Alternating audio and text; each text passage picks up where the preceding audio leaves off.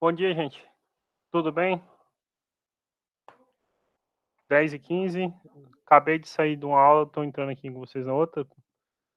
Vamos então iniciar. Olha, eu nem sei quantos alunos eu acabei de autorizar a entrar, um monte de uma vez. Eu vou gastar mais um minutinho da aula pedindo esse cuidado, tá? A hora que eu partilho a tela, vocês vão ver aqui, eu não consigo visualizar mais vocês, e assim, é só um encontro por semana, são só 45 minutos, então assim, eu gostaria de sempre aproveitar a aula da melhor maneira possível, entendeu? Para a gente poder entender o conteúdo. Então, assim, ainda mais vocês num curso da área de informática, né? Então, assim, é simples. Eu mandei um convite com e-mail, pro e-mail de vocês que estava lá no mandei um convite para ter acesso a todas as aulas, tá bom? Mandei por e-mail, peguei o e-mail de vocês que estava lá no Moodle, e que é o que vocês têm que usar para acessar o Moodle, então certamente vocês têm que ter acesso a ele. E é só aceitar o convite, e com este convite você tem acesso à aula de qualquer maneira. Imagine que, sei lá, sua internet oscila e caia no meio da aula. Se eu estiver dando aula, eu não tenho condições de voltar para ficar autorizando vocês. Isso pode ser corriqueiro ao longo do ano, a gente mora no Lusiana, sabe que a internet é ruim. Então, vamos ficar atento, é só aceitar, apertar sim no convite que eu enviei, que vocês vão ter acesso à aula de maneira imediata, tá bom? Depois que eu inicio, partilho a tela e começo a aula, eu não volto mais para autorizar alunos a entrarem. Então, assim, não vou falar o nome de um por um específico, porque só num pedido vieram 5. Mas ficar atento a isso, aceitar o convite e ter acesso à aula de maneira instantânea. Quem já tinha aceito esse convite, viu que teve acesso à aula mesmo antes da minha presença em sala, tá bom? Agora, para mim, tem mais um pedindo autorização. Então, confere, por favor, Ana Luísa, porque se esse e-mail que você está usando para acessar aqui agora for o e-mail que está no Moodle, eu mandei o convite, tá bom? Se não for, então manda o e-mail aqui, o e-mail que você usa, que eu mando o convite, e os outros que não por algum motivo não receberam esse e-mail, pode mandar aqui no chat, que eu também já mando o convite, tá bom? Mas por padrão eu mandei para todo mundo que estava, para os e-mails que estavam cadastrados no Moodle, tá? Então, se o seu e-mail está no Moodle, você tem que ter acesso a ele, porque é como você vai ter acesso às provas e tudo mais, tá? Eu estou copiando os e-mails que vocês estão escrevendo aqui, e eu já mando o convite, se tiver mais alguém, tá bom? Eu mandei um link aqui, vou mandar ele de novo, porque às vezes alguém entrou depois. Esse é o da frequência da aula de hoje, tá bom? Então, por favor, lembrem de preencher para a gente poder começar a aula. Alguém mais com e-mail para eu poder já fazer isso agora durante a aula? Isabelle.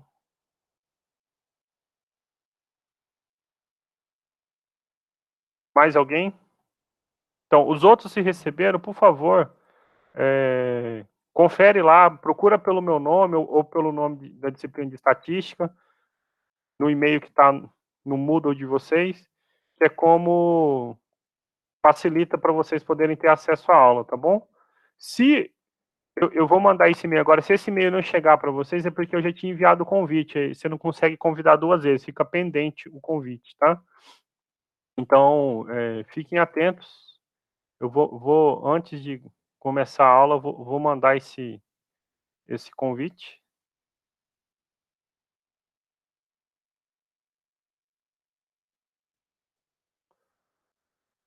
Pronto, os e-mails que vocês, até a Tainá mandou, eu já mandei o convite, então, por favor, aceitem, tá? Para a gente poder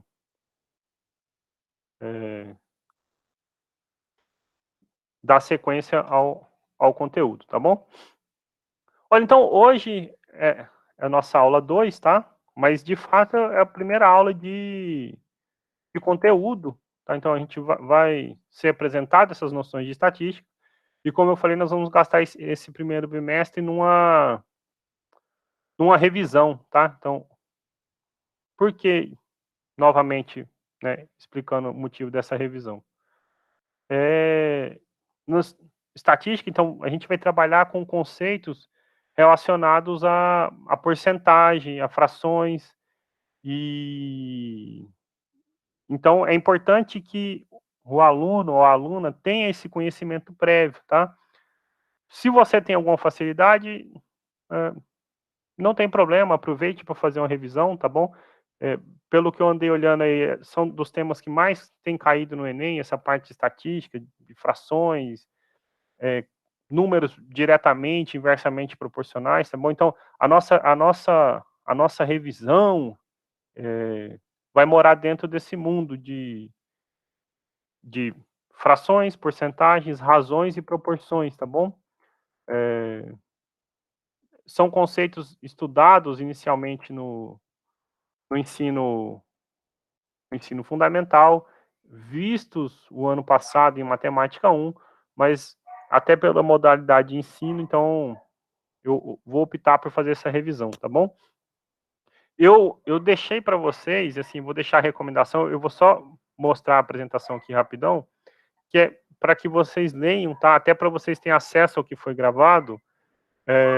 Eu criei um capítulo introdutório, acho que talvez vocês já estejam vendo aqui na minha tela, e já deixei disponível no Moodle para vocês fazerem o download, tá bom? Então, eu chamei de a estatística e o mundo. E aí, eu aproveitei, então, assim, como eu estou desenvolvendo esse conteúdo, para falar de uma coisa mais atual que tem no nosso momento, que é sobre a pandemia do coronavírus, tá bom? Por quê? Vocês vão ler no textinho que eu fiz aqui, que trata de porcentagens, ó, tem gráfico aqui, 84% das pessoas querem se vacinar, né? Isso é uma pesquisa, assim, importante, né? Esses dados em pesquisa, em estatística, sempre a gente levantar quando foi feito, tá bom? Esse cenário certamente já mudou, tá? Mas, assim, quando eu escrevi, era a situação que tinha para a época, tá bom? Então, era uma pesquisa do Datafolha sobre a intenção de se vacinar, mas em 21 de março. Então, pode ver que já tem quase 2 meses, né? Na época, apenas 5%,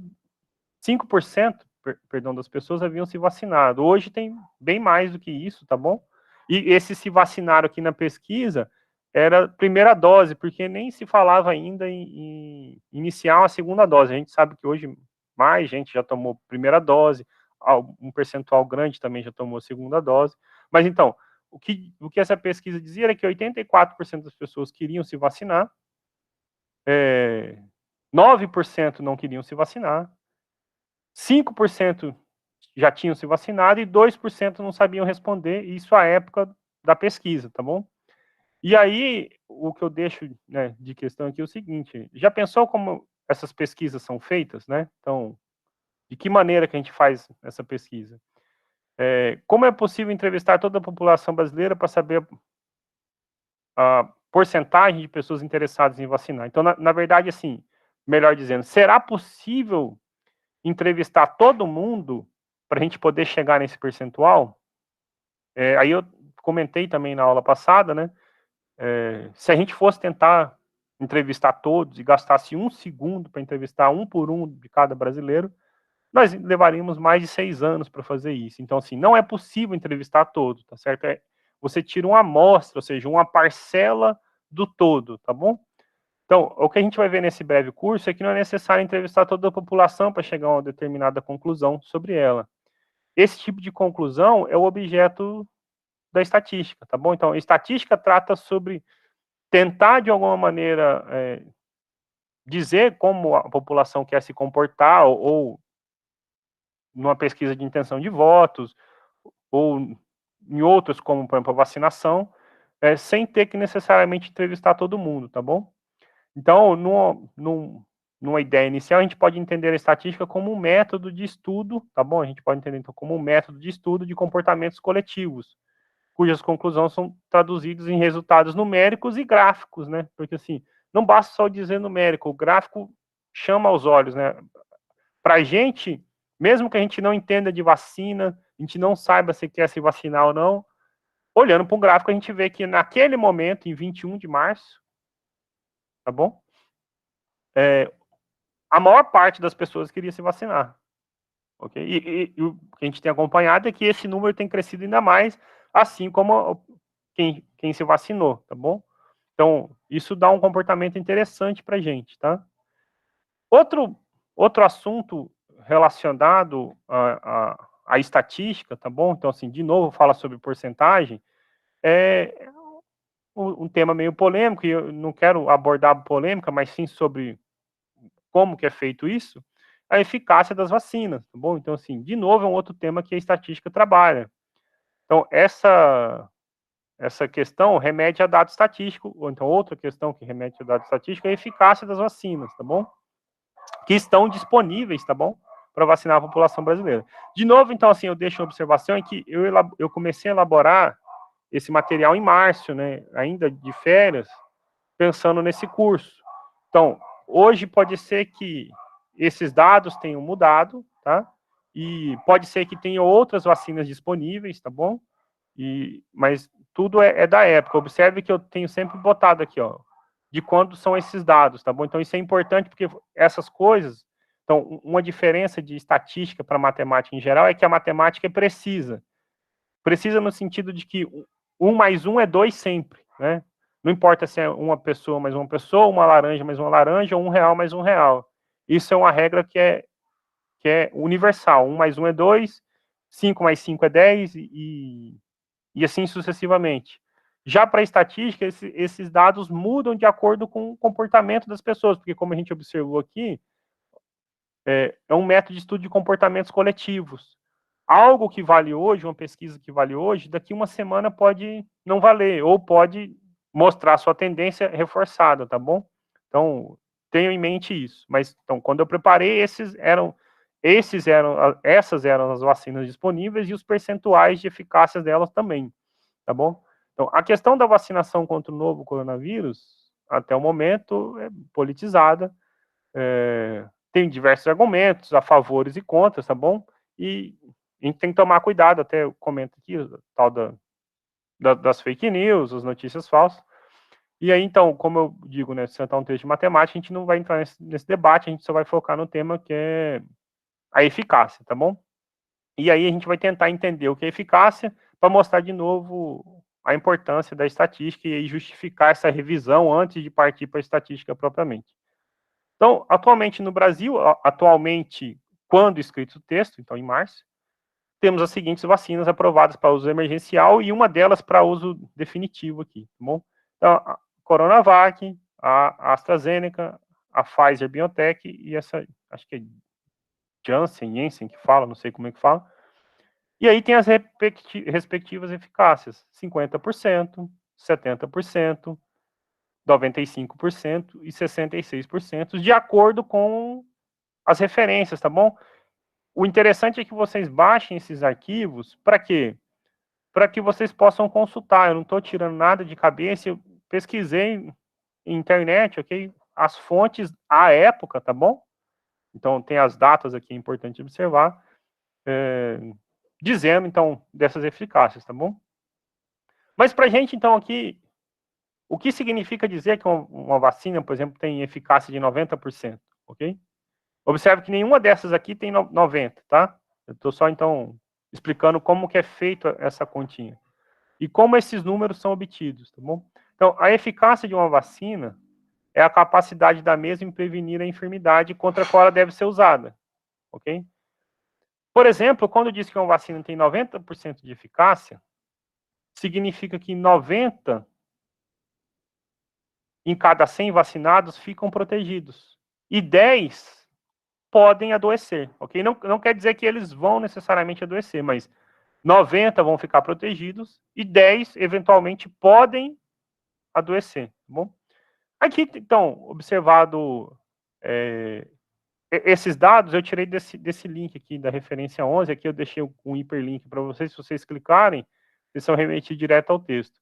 Então, entenda como é feito o cálculo da taxa de eficácia de uma vacina.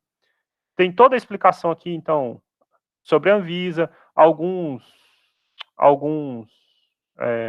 cientistas falando, tá bom? Então, como é feito isso, tá bom? E seria interessante vocês lerem com calma, lerem esse artiguinho, para vir aqui, então, qual é a forma para calcular a eficácia da vacina, tá bom? Então, só para ler o primeiro parágrafo, né? Então, em geral, a Anvisa, a Agência Nacional de Vigilância Sanitária, estabelece como padrão para aprovação de uma vacina a eficácia mínima de 70%. Devido à emergência sanitária gerada pela Covid, a Anvisa e os órgãos como a Organização Mundial de Saúde defendem uma possível vacina contra isso deve ter pelo menos 50%, tá bom? Então, só é possível calcular a taxa de eficácia de uma vacina, isso aqui está entre aspas, eu tirei literalmente lá do texto, tá bom? Desse texto do Imperlink para vocês. Só é possível calcular a taxa de eficácia de uma vacina a partir de dados obtidos do que eles chamam de fase 3, que é a última etapa entre testes clínicos realizados com humanos, tá bom? Nessa etapa, os voluntários que nunca tiveram contato com um determinado vírus ou bactérias são divididos em dois grupos. Um recebe vacina e o outro placebo, ou seja, algo de mentira, que não vai ter efeito, tá bom? Mas eles dividem lá, alguns recebem a vacina e outros acham que estão tomando, mas não estão tomando nada. O importante é que nenhum desses grupos sabe quem está tomando de verdade e quem está tomando de mentira. E aí, o que é feito, então, é comparado o número de infectados do grupo de controle, ou seja, o que recebe placebo, e, né, no caso da vacina que está sendo testada, com o número de infectados do grupo que recebeu a vacina em desenvolvimento, ok? Então, o que eles vão fazer é assim, olhar lá, em quem tomou a provável vacina, ver quantos se infectaram, e quem não tomou, ver quantos vão se infectar, ok? Quanto mais casos de infecções no grupo placebo, ou seja, no grupo de mentira, quanto maior for isso em relação ao de casos da vacina, melhor é o imunizante. Ele está dizendo o seguinte, quanto mais gente ficar adoecer no que tomou remédio de mentira, o placebo, né, quanto isso for maior em relação ao dos que se vacinaram, melhor vai ser o imunizante, ok? Ou seja, melhor funciona a vacina. Isso porque, tecnicamente, a vacina está ajudando a evitar a contaminação no outro grupo, né? Então, ele cita, por exemplo, vacinas como sarampo, tem eficácia de 95 a 99, enquanto vacinas contra a gripe, essas que tem campanha todo ano, tem eficácia de 65%. Então, qual é a fórmula para calcular a eficácia de uma vacina? Então, aqui, traduzir para a nossa linguagem matemática, se X for o número de pessoas do grupo que tomou a vacina, e P é o número de que tomou placebo, até usei então P de placebo, tá bom? E X é o número de pessoas que tomou a vacina. Se tivermos N contaminados no grupo que tomou a vacina e M no que tomou placebo, ok? Então, assim, X é o número de pessoas que vacinou e desse X, N se contaminou. P é o número de pessoas que tomou placebo e M é o número de pessoas desse grupo que se contaminou, tá bom? A forma para determinar a eficácia de uma vacina aí isso aqui não foi eu que desenvolvi, sai lá do texto, tá bom? Eu não sei como eles chegaram nisso, mas a fórmula é essa. É 1 menos esse produto. Olha, número de contaminados que tomou vacina sobre número de contaminados que não tomou vacina, vezes número de pessoas que tomou placebo sobre o número de pessoas que se vacinou, ok? E aí, então, por que é importante começar lá com frações e tudo mais? Esta continha, a gente soma, no caso, subtrai frações e vê que é a mesma coisa que fazer isso que está destacado aqui, tá?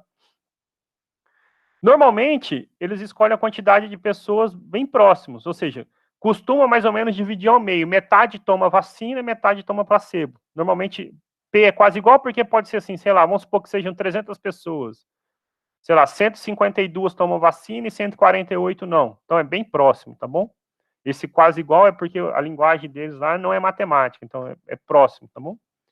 A fórmula pode ser simplificada da seguinte maneira. Você consegue, então, simplificar a fórmula para fazer. Simplesmente você faz o número de pessoas contaminadas que tomou placebo, menos o número de contaminados que tomou vacina, dividido pela quantidade de pessoas que tomou placebo, ok? E aí a gente vai, então, ver por que, por exemplo, a vacina da Pfizer tem 95% de eficácia, como está apontado aqui, tá? Então, esse estudo foi realizado lá na União Europeia, e aqui é só a sigla para a vacina da Pfizer, tá bom? Isso não importa muito no nosso curso. Então, ele explica como que funciona, e assim, eu já não sei direito, porque isso é uma parte teórica deles, mas explica, então, como que ela faz para imunizar, fala que tem que manter refrigerada a menos 70 graus. E aí os dados sobre a eficácia dessa vacina foram publicados nesse jornal de medicina da Inglaterra, tá bom? The England Journal of Medicine, tem a referência. E o que eles fizeram? Eles pegaram 36 mil participantes, 36.523 para ser exatos, 18.198 tomou 2 doses da vacina e 18.325 2 doses de placebo. Tá vendo que são muito próximos? Olha só, 198, 325, a diferença é pouquinho. Então, esses números bem próximos entre quem recebeu vacina e quem recebeu placebo, permite usar essa formulazinha simplificada, que é só você fazer 1 menos quantidade de vacinados sobre placebo, ok? Na verdade, contaminados do vacinado sobre contaminados do placebo. Os números, então, de acordo com os dados dessa pesquisa, 8 pessoas se contaminaram no grupo que tomou vacina. Olha só que interessante. Dos 18.198 que tomaram as 2 doses, só 8 se contaminou. Enquanto dos 18.325 que tomou 2 doses de placebo, 162 se contaminou, ok? Então, isso que permite essa eficácia. Então, a conta é simples. É 1 menos quantidade de pessoas que tomaram vacina contaminadas sobre quantidade de pessoas que não tomaram a vacina contaminada. Então, se você pegar 8 e divide por 162 em uma calculadora na mão, isso dá 0,0493 aproximado, tá bom? Se você faz 1 menos 0,04, dá 0,9507. E isso em porcentagem é 95,07%, ok? Aqui está aproximado, eles jogam para baixo, pode ver aqui está 95%, tá bom?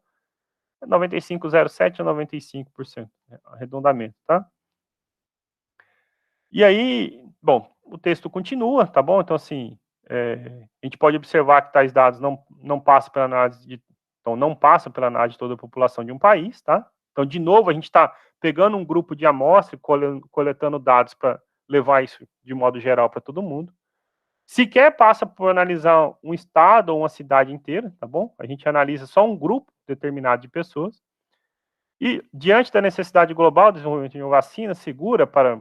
Hoje nós temos mais ou menos quase 8 bilhões de habitantes, né? Pense em quão grande seria o trabalho de ter que testar todos os habitantes da Terra, né? Se a gente tivesse que testar todo mundo, será que seria possível?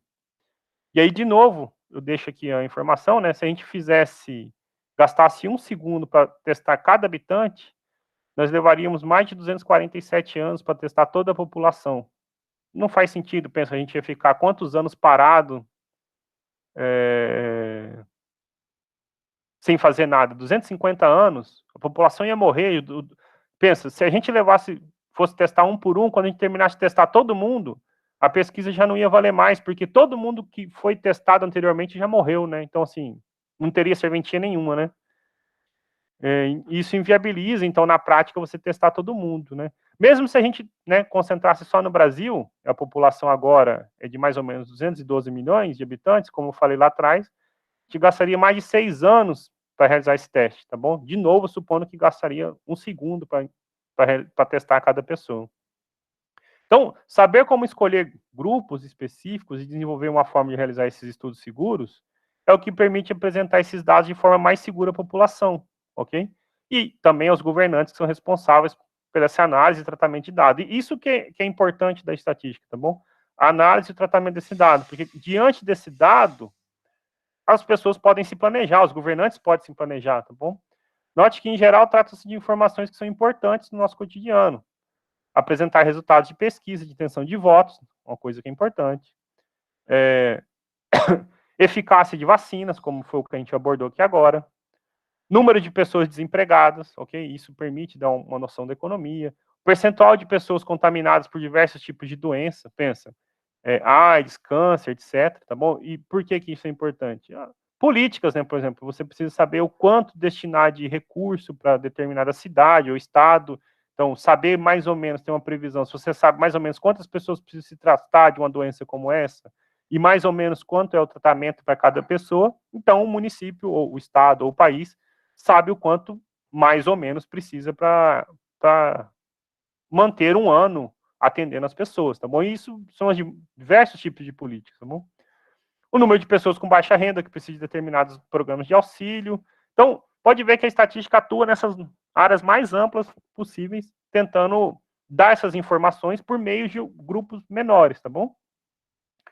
E aí, então, essa é uma introdução do que seria a importância da estatística, por isso que eu chamei a estatística e o mundo esse capítulo, tá bom? Então, antes de passarmos ao estudo, né, da introdução à estatística, porque a gente tem que também entender que a gente está num curso de nível médio, a gente vai ver só o básico de estatística, tá bom? E algumas de suas aplicações, a gente vai fazer uma breve revisão de alguns conceitos básicos para entender esse curso. Por exemplo, essa formulazinha aqui já dá uma noção básica do que a gente precisa saber, tá bom?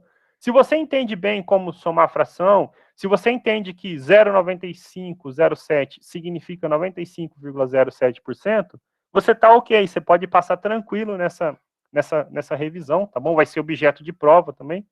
Mas se você tem alguma dúvida sobre isso, então falar de estatística de maneira mais geral fica complicado. Então, por isso que a gente vai fazer essa revisão, que é quando a gente começa de verdade o conteúdo, né?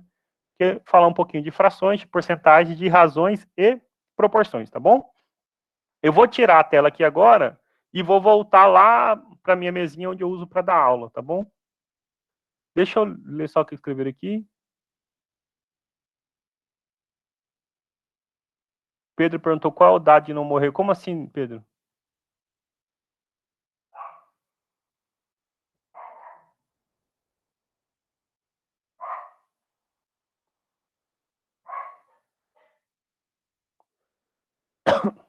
Hein, Pedro? Como... Aí eu não sei, eu tinha que pesquisar, ficou uma boa sugestão para você, né? Eu vi que, assim, vou falar assim, do que eu vi, tô sem os dados de cabeça, tá bom? Quando falou da eficácia da vacina, então tá falando sobre contaminação ou não, né? Então, assim, é o primeiro nível dessa eficácia, né? Então, a pessoa, o exemplo lá que a gente usou de 95% da Pfizer, o grupo de controle que foi feito lá na União Europeia, tá bom? Então, 95% não se contaminou. E aí, então, quer dizer, a gente pode pensar que mais ou menos 5% se contaminou, né? Então, se você pensar assim... E aí, desses aí, tinha que... Eu não sei qual é a pesquisa que eles fizeram, quantos que morreram, quantos que precisaram ser internados, mas, assim, você vê que já reduz drasticamente. Sobre o Coronavac, como igual você estava comentando aí, eu li isso também. Então, assim, a pessoa falou, é só 50%. Na verdade, 50% nem teria. E aí eu vi que 70 e tantos por cento, aí eu não sei dizer exato, e eu não estou com as informações aqui, não teriam a doença na forma grave, e 100% não precisariam ser internados. Mas, assim, isso que eu estou falando de cabeça, tá bom? Como você escreveu, ninguém precisou de leito. Mas assim, isso varia de pesquisa para pesquisa, mas mostra a importância, né? Tá bom? E cada vacina tem o seu estudo, aí depende como é o método. O que a gente pode imaginar é o seguinte, é difícil, como eu falei, né? A matemática é precisa, 1 mais 1 é 2. 100% das pessoas que fizeram esse teste aí do Coronavac não precisaram de leito, tá bom? Mas não quer dizer que quem tomou não vai precisar, né? Porque, assim, se você começar a expandir o caso, pode ser que a pessoa não seguiu algum protocolo, não esperou o prazo, e aí acabou em algum momento precisando ser internado, né? Então, assim, o que essas pesquisas nos dão é, de modo geral, né, como vai se comportar. E a gente tem que ter ideia, assim, quando você fala de modo geral em estatística, você não quer dizer que 100% das pessoas isso vai acontecer. Mas se acontecer em 98% já é um grande sucesso. Então quer dizer que desses 2% vão morrer? Não. Pode ser que menos morram, mas alguns precisem ficar internados, e nem assim deixa de ser importante se vacinar, por exemplo, né? Mas é um cenário global que tenta descrever por meio de, pensa, você pegou 36 mil pessoas apenas, assim, muito, mas depende do ponto de vista, para 7 bilhões de pessoas é pouco, né? E tá tentando dar um cenário global, né? E é a maneira mais rápida que tem para fazer isso, até e tentar garantir a segurança das pessoas. Mas isso mostra, em todo caso, que se o método estatístico for bem aplicado, você consegue resultados que são importantes para a população. E aí não precisa ser só vacina, como eu falei, pode ser um censo, pode ser pesquisa de intenção de voto, políticas públicas e assim vai, tá bom? Aí eu não sei sobre o prazo, eu acho que é isso mesmo, 15 dias, mas aí eu não tenho como garantir, né? Mas então, em todo caso, assim, era dar uma chamada de atenção da importância da estatística. E aí, então, o que eu vou começar com vocês já devem estar vendo aqui o quadro, fazendo essa revisão. Vamos fazer uma revisão sobre fração, sobre porcentagem, sobre razão e proporção, para a gente começar a parte de estatística, tá bom? Então, a gente começa com fração. O nome fração é feio. O número, de maneira correta para a gente escrever aqui, são números racionais, tá bom?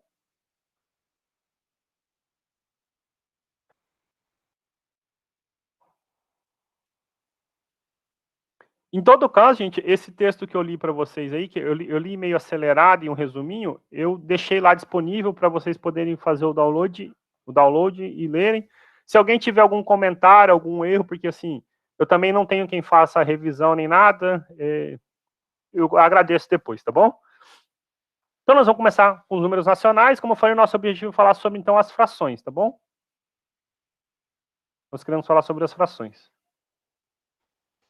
Então, a gente tem que partir de algum ponto, né? Então, assim, eu vou assumir que a gente conhece, que a gente sabe como é o conjunto dos números naturais, a gente sabe somar, multiplicar, etc, tá bom? Então, 1, 2, 3, 4, esse aqui, esse conjunto já é conhecido, tá bom? Conjunto dos naturais.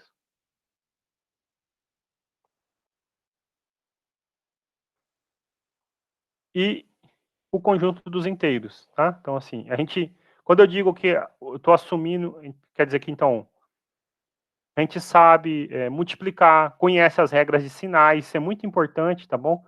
Multiplicar negativo por negativo dá positivo, coisas desse tipo, tá bom? Isso eu vou assumir como conhecido, a gente tem que partir de algum lugar. Então, conjunto dos números inteiros, tá? Só vou colocar conjunto dos inteiros. Então, você sabe o que é o módulo de um número, e aí por aí vai, tá bom? Então, a gente começa por um conjunto que é um pouquinho maior, o conjunto das frações, para a gente, o conjunto dos números racionais, tá bom? Formalmente, o que é o conjunto dos números racionais? O conjunto dos números racionais para a gente, então, são o conjunto formado da seguinte maneira. São os elementos A dividido por B, onde A e B são números inteiros e o B não é zero, ok? Então, este aqui é o conjunto dos números racionais, ok? O que é importante sobre esse conjunto? A gente aprender como que a gente soma duas frações, como que a gente multiplica, como que a gente divide. Depois a gente vai ver que aqui dentro também tem uma anotação para esses números, que é a anotação decimal. Então, como que eu pego um número na forma decimal e consigo escrever ele na forma de fração, e assim sucessivamente, tá bom? Então, essa é a ideia sobre esse conjunto, tá bom? Só uma observação importante, então, assim, esse conjunto ele é composto por todas as frações, tá? As frações A sobre B. Então, vamos só destacar aqui, com observação, não custa lembrar isso, mas então a gente coloca A sobre B, são as frações, tá bom? O A a gente chama numerador, e o B, denominador, tá bom? Okay? Então, essa é a primeira nomenclatura, que talvez, se vocês não se recordem, como a gente chama, se refere aos elementos, tá bom? Então, as frações, em cima é numerador, embaixo é denominador, tá bom? Uma segunda observação importante é o seguinte, nós dizemos que duas frações são equivalentes, então eu digo que a fração A sobre B é equivalente a C sobre D, e a gente escreve isso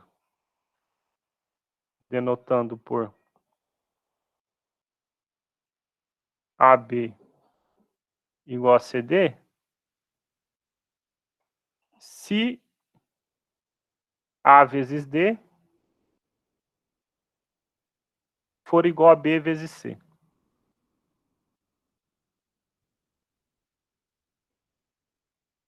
Então, por exemplo, deixa eu dar um exemplo aqui. Exemplo, ok? Por exemplo, a fração meio é igual à fração 2/4, é equivalente à fração 2/4, ok? Por quê? 1 vezes 4 é igual a 2 vezes 2, ok? Então, essa ideia que a gente tem que ter em mente para trabalhar com frações. Eu vou tentar ilustrar isso aqui por meio de um retângulo. Imagina que esses retângulos tenham a mesma largura, ok? São barrinhas de chocolate, só para pensar assim, simples. Então, se você diz que comeu meia barra de chocolate, você comeu metade dela aqui, ok?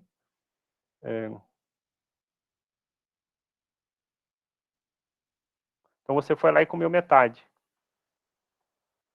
Mas isso é mesmo, então, esse aqui é o símbolo meio, ok? Por isso que a gente diz que são equivalentes. Essa é a mesma coisa que dizer que você comeu, se você dividisse ela em 4, você comeu 2/4 dessa barra, tá bom? Então é daqui que nasce essa ideia de frações equivalentes, tá bom? Em geral, a gente sempre tenta escrever a sua fração na forma irredutível. A forma irredutível da fração é quando a gente não consegue simplificar mais. Já já eu escrevo isso, tá bom? Então, senão ficaria muito redundante, né? Escrever meio, 2/4, 3/6 e assim vai, tá bom? Mas elas representam a mesma ideia, a mesma quantidade, tá bom? Meio, 2/4 são exemplos de frações que são equivalentes. Mas, então, para a gente ter ideia, uma fração equivalente a outra se, né, numerador de uma vezes denominador da outra foi igual ao numerador de uma vezes denominador da outra, tá bom? Lembrando que aqui você não pode dividir por zero, nossos denominadores são sempre diferentes de zero, tá? Então, vou até numerar essas observações. Então, observação 1, observação 2, antes de passar para as operações. Observação 3, vou pôr aqui no cantinho, observação 3, para eu não precisar virar a página. Observação 3, então, é a seguinte. A 3 é a seguinte. Todo número natural, todo número inteiro, é também uma fração. Porque, por exemplo, se eu pego n, um número inteiro, certo? Eu posso escrever ele como uma fração n dividido por 1. Então, ele também é uma fração, ok? Ele é um número racional. Então, isso dá uma ideia para a gente de conjunto maior. Se a gente pensar assim, ó, aqui grandão tem os racionais. Existem conjuntos maiores ainda, tá? Os inteiros e os naturais, ok? Então, essa é a relação de inclusão de conjuntos. Olha, os naturais, os inteiros, e aqui maior, as frações. Deixa eu melhorar que ficou feio, né? Ficou parecendo que é para fora. Os naturais estão aqui dentro. Todo natural inteiro, lembrando que os inteiros têm os negativos a mais. E aqui tem as frações, tá bom? Então, esse é um conjunto que é um pouco maior do que os números inteiros, tá bom? Então, a gente tem um conjunto maior, uma relação de inclusão, a gente pode escrever assim, ó. Os naturais estão contidos nos inteiros, que estão contidos nas frações. E a gente está, então, recordando como que trabalha com esse conjuntinho aqui, tá? Pergunta até agora? Ok. Então, uma última, antes de passar para como que a gente trabalha com frações, ou seja, como é que a gente soma, como é que a gente subtrai, multiplica e divide, eu vou falar sobre fração, então, a quarta observação, que é sobre a fração ser irredutível. A fração irredutível. Ok? Quando que uma fração é irredutível? Quando a gente não puder mais simplificar ela, ou seja, como o MDC entre numerador e denominador forem 1. Então, se a fração A sobre B satisfaz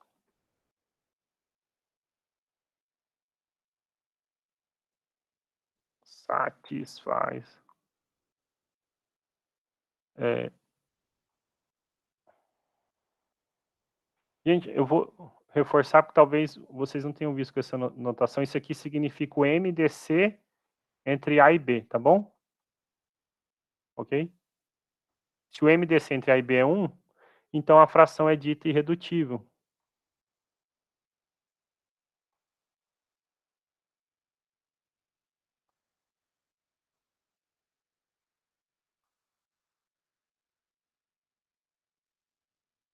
Ok?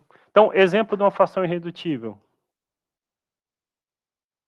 A gente viu, só para manter um exemplo simples, ó, 1 sobre 2 é irredutível.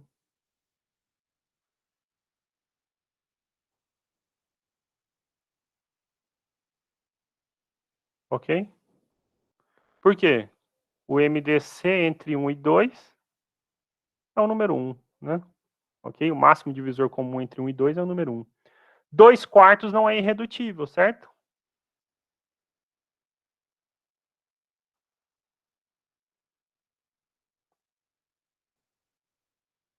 Não é irredutível. Pois, qual é o maior divisor comum entre 2 e 4? É o 2, certo? Ok? Então, mas o que a gente viu aqui atrás? Esta fração 2 quartos ela é equivalente a meio, certo? Na verdade, esse é um caso particular numa situação mais geral. Toda fração ela é equivalente a uma irredutível. E como é que você faz esse processo de tornar ela irredutível? Vocês devem lembrar mais ou menos disso, certo? Você pegava 2 quartos e falava assim, eu posso simplificar? Posso. Posso dividir por quem? Por 2 em cima e embaixo. E troco ela por uma equivalente irredutível, certo? Então, essa observação, então assim, observação da observação, então é 4, eu vou chamar de 4.1, é que toda fração é equivalente a uma irredutível, tá bom? E como é que você faz isso? Você simplesmente simplifica a sua fração, tá bom? Então, toda fração é equivalente a uma fração irredutível. Se ela já foi irredutível, eu não tenho o que fazer, ok? Se ela não for, você faz o quê? Basta simplificar, ok?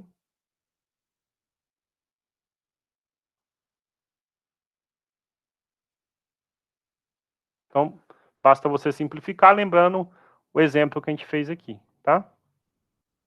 Eu vou aproveitar que esse começo é simplesinho, então, assim, vou explicar o porquê isso.